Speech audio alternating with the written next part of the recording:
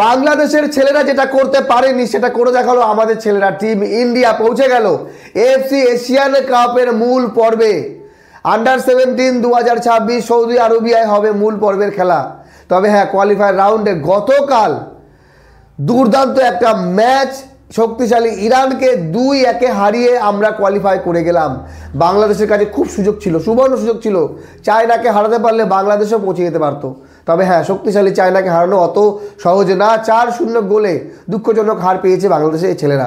কিন্তু তার আগের প্রত্যেকটা ম্যাচ বাংলাদেশের ছেলেরা ভালো খেলেছে। টানা 4টি ম্যাচ একতরফা জিতেছে। তৈমুর লেস্তেকে 5-0 হারিয়েছে, ব্রুনেইকে 8-0, শ্রীলঙ্কাকে 5-0 এবং বাহরাইনকে 2-1 হারিয়েছিল এই বাংলাদেশের ছেলেরা। কিন্তু চায়নার কাছে পারলো না। আর আমরা এর আগের ম্যাচ লেবাননের কাছে 2-0 হেরেছিলাম। যদি আমরা রেড কার্ড পেয়েছিলাম, একজন প্লেয়ার কম নিয়ে খেলেছি এবং 2-0 আমরা লেবাননের কাছে হারের পর কামব্যাক, দুর্দান্ত কামব্যাক গোটা ফুটবল বিশ্ব।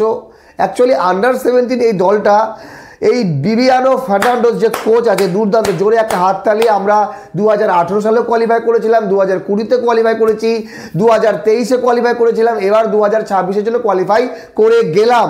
তো এই কোচকে, বিবিয়ানো ফার্নান্ডোসকে বলা হয় ম্যাজিশিয়ান।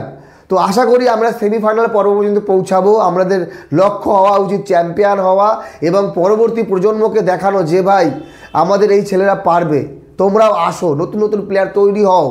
আর যারা আমাদের জাতীয় দলের প্লেয়ার, কিছু বলার নেই।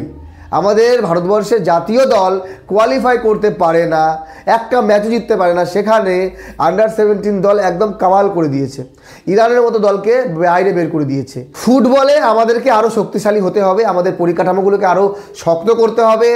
আমরা ক্রিকেটে এত ভালো, শুধু আমরা বলতে কি, টিম ইন্ডিয়া, বাংলাদেশ, পাকিস্তান, শ্রীলঙ্কা, আফগানিস্তান, এদের কাছে এএফসি এশিয়ান কাপ খেলা ম্যাক্সিমাম দেশগুলো কি ক্রিকেটে পাত্তা পাবে?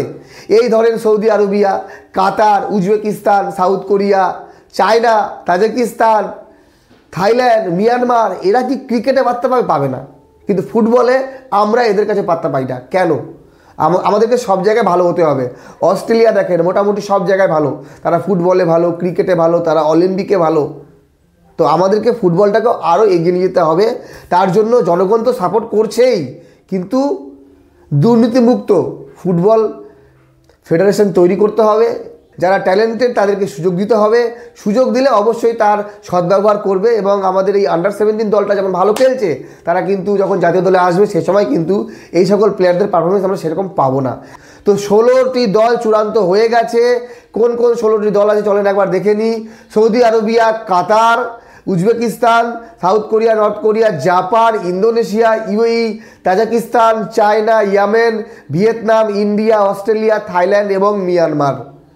এই 16 দল নিয়ে অনুষ্ঠিত হবে আন্ডার-17 এএফসি এশিয়ান কাপ 2026 সৌদি আরবিয়া।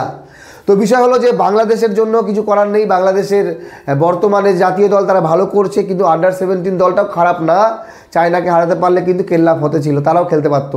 শুধু বাংলাদেশ না, পাকিস্তান পারেনি, আফগানিস্তান পারেনি, শ্রীলঙ্কা পারেনি। বাকি আপনাদের মতামত জানাবেন।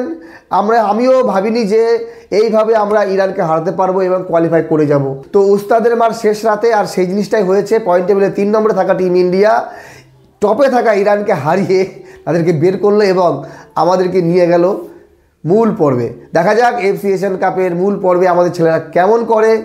আগামী বার বাংলাদেশের ছেলেরা কামব্যাক করবে, এতটুকুই। ভালো থাকবেন সবাই, ধন্যবাদ।